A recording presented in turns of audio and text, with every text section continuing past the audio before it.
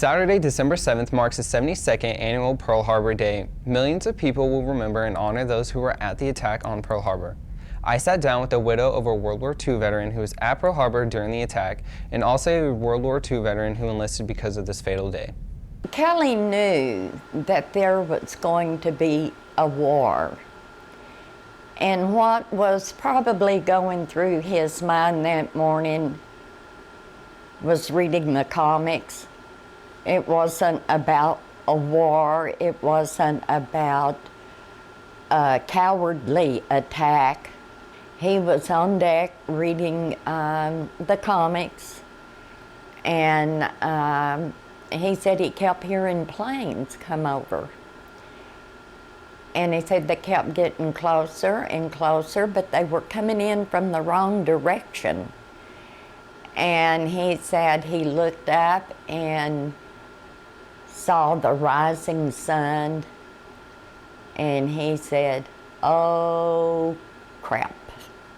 And he immediately went to his battle station, and that was about the time the first bomb was dropped. And the Honolulu did take a hit. They were trying to pull out, and a torpedo went under the ship and hit the one next to it. And then they had to pull back in, and then they were hit, but it did not penetrate the inner hull. He said it was pure hell.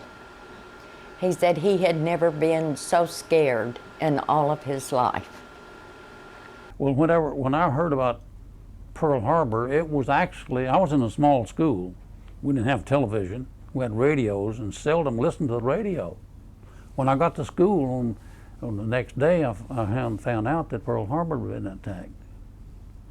And so a lot of us boys got on the pickup truck and went into town to volunteer. We were too young, so we were sent home. I had three brothers already in the Army, and I was the youngest. And they were married and had a kid, one each. And I was the youngest, and I was single. And at that time, patriotism was a little bit more important than it is now. But I had to get in there and do it. You could start talking about December the 7th, and his memory was clear as a bell.